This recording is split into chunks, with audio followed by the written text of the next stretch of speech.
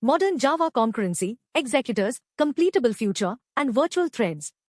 In the previous video, we learned the basics of threads, synchronize, and volatile. Those were the old school tools from Java 1.0.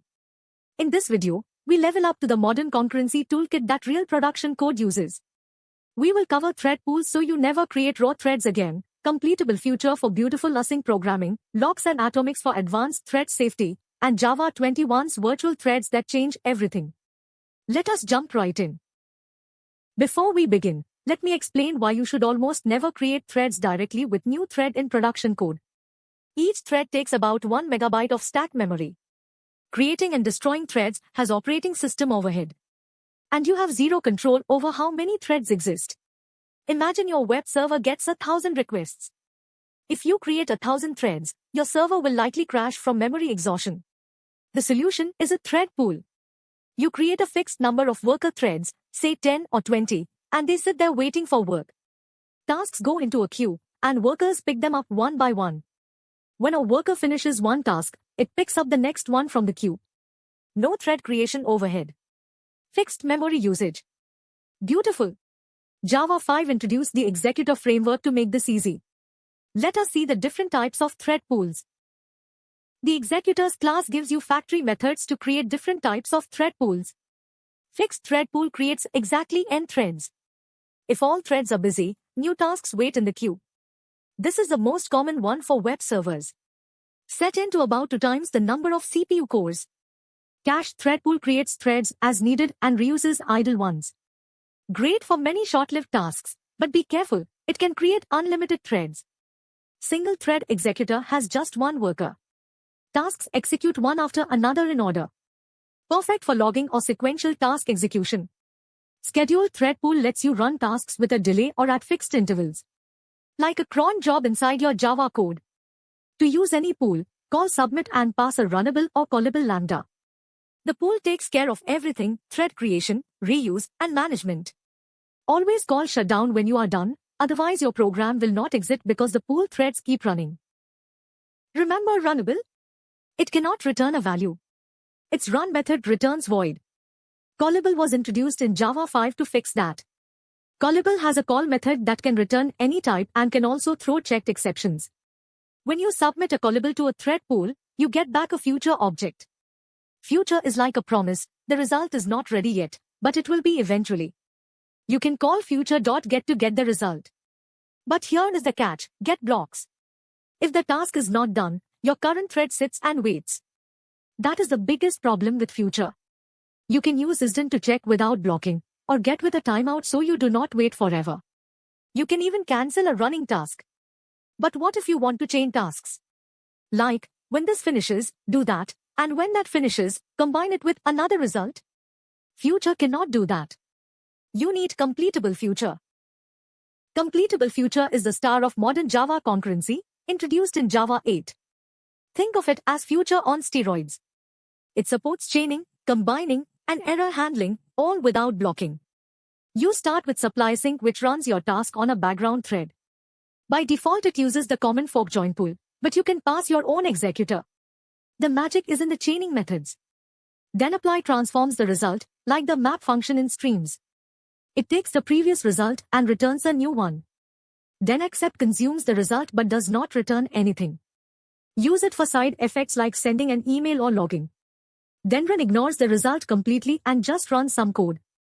The beautiful thing? None of these block the calling thread. Each step runs automatically when the previous one finishes. It is like setting up a pipeline, do this, then do that, then do that. Compare this with future.get, which just blocks and does nothing. This is async programming done right in Java. Now for the powerful composition methods. Then compose is for dependent async tasks. Imagine you need to get a user first, then use that user's ID to get their order. The second task depends on the first.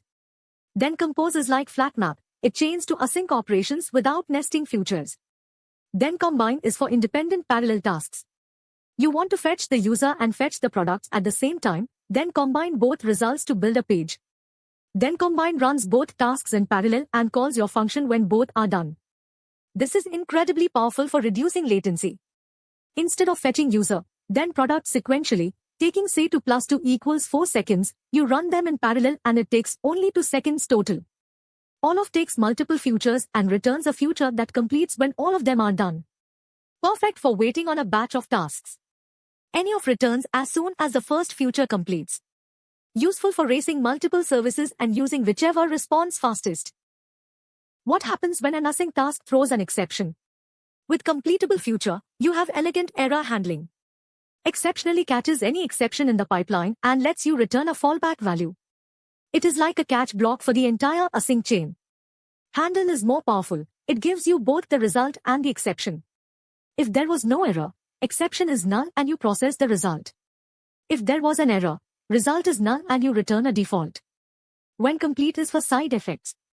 It does not transform the result. Use it for logging, alerting, or cleanup. The beautiful thing is these compose nicely with the rest of the chain. You can have a long pipeline of then apply, then compose, and put an exceptionally at the end to catch any error from any stage. This is leagues ahead of the old try-catch approach with future.get. In the last video we learned about synchronized. It works, but it is limited. Reentrant lock from java.util.concurrent.locks gives you much more control. Basic usage, call lock, do your work, and always call unlock in a finally block. If you forget to unlock, the lock stays held forever and other threads starve. The killer feature is trylock. Unlike synchronized which blocks forever, trylock returns immediately. If the lock is available, you get it. If not, you move on. No blocking. No waiting. Trylock with a timeout is even better. Try to get the lock for 5 seconds. If you cannot, give up. This prevents deadlocks because no thread waits forever. Lock interruptibly lets another thread interrupt you while you are waiting for the lock. With synchronize, once you start waiting for a lock, there is no way to stop. So when should you use which? For simple cases, synchronized is fine and less error-prone. For advanced scenarios like trylock, timeout, or interruptibility, use reentrant lock. What if you just need a thread-safe counter? Synchronized works, but it is overkill. Locks have overhead, you acquire, release, other threads block. Atomic variables give you thread safety without any locks. Atomic integer, atomic long, atomic boolean, atomic reference. Increment and get does count ++ atomically. No lock needed. How does this work? Through a CPU-level technique called compare and swap, or CAS. CAS does 3 things as a single CPU instruction. Read the current value. Compute the new value. Write the new value only if the current value has not changed since we read it. If another thread changed it in between, CAS fails and retries. This is called a spin loop. It keeps trying until it succeeds. For low contention, meaning not too many threads fighting for the same variable, CAS is much faster than synchronized because there is no lock, no blocking, no context switching. For high contention, synchronized might be better because CAS spins and wastes CPU. Use atomic variables for simple counters and flags. Regular collections like hashmap and ArrayList are not thread safe. If 2 threads modify a hashmap at the same time, you can get infinite loops, corrupted data, or concurrent modification exception. Java provides concurrent replacements. Concurrent hashmap is a thread-safe version of hashmap. It uses segment-level locking, meaning different threads can write to different parts of the map simultaneously. Much faster than wrapping hashmap in synchronized. It also has atomic methods like compute and merge for read-modify-write operations. Copy on write ArrayList creates a fresh copy of the entire array on every write. Reads are super fast with no locking, but writes are expensive. Use it when reads vastly outnumber writes, like a list of listeners. Blocking queue is the modern way to do producer-consumer. Put blocks if the queue is full. Take blocks if it is empty. No need for manual wait and notify. Much cleaner than the code we wrote in part 1. The golden rule, never use regular collections with multiple threads. Java provides several synchronizer classes for coordination patterns. Countdown latch is perfect when you want to wait for end tasks to complete. You create it with a count, say 3. Each task calls countdown when it finishes. Your main thread calls await, which blocks until the count reaches 0. It is a one-time use. Once the count hits 0, it cannot be reset. Great for startup sequences where you wait for all services to initialize. Semaphore limits how many threads can access a resource simultaneously. Think of it like a bouncer at a club. Only 5 people allowed in at a time. You call acquire to get a permit. If no permits are left, you block.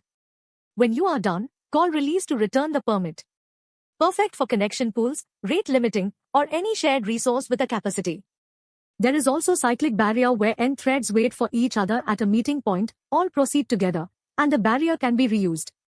But latch and semaphore are the most commonly used in practice. This is the biggest change in Java concurrency in 20 years. Virtual threads, introduced in Java 21 through Project Loom. Old platform threads map one-to-one to operating system threads. Each takes about 1 megabyte of memory. You can have maybe 10,000 before your server dies. Virtual threads are managed entirely by the JVM. Each takes about 1 kilobyte.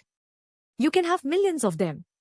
The JVM schedules virtual threads onto a small pool of platform threads called carrier threads.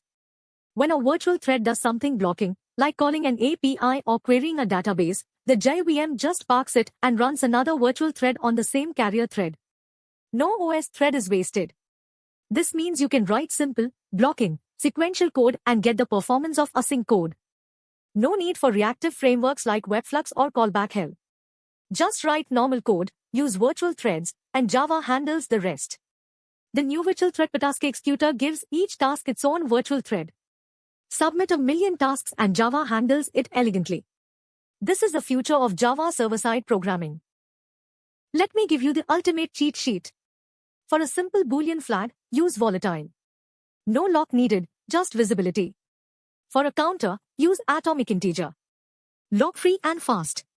For a critical section with complex logic, use synchronize for simplicity or reentrant lock if you need try lock or timeout. If your thread needs to return a value, use callable with future. For async pipelines where you chain tasks, use completable future. It is a modern way. Never create raw threads. Always use an executor service thread pool. For producer-consumer, use blocking queue. Forget manual wait and notify. To limit how many threads access a resource, use semaphore. To wait for multiple tasks to finish, use countdown latch. And if you are on Java 21 or later, virtual threads let you have millions of lightweight threads for I/O-heavy workloads. Let us recap this entire 2-video series. Do not create threads with new thread. Use the executor framework for thread pools. Callable and future let threads return values, but future.get blocks. Completable future is the real star, enabling non-blocking async chains with then apply, then compose, then combine, all of, and elegant error handling. Reentrant lock upgrades synchronized with try lock and timeout to prevent deadlocks. Atomic variables give you lock-free thread safety through CAS. Concurrent collections like concurrent hashmap and blocking queue replace unsafe regular collections. Synchronizers like countdown latch and semaphore help threads coordinate. And virtual threads from Java 21 are the biggest game changer, letting you run millions of threads with simple blocking code. That is the entire Java concurrency toolkit from zero to hero. If this helped, hit like and subscribe. See you in the next one.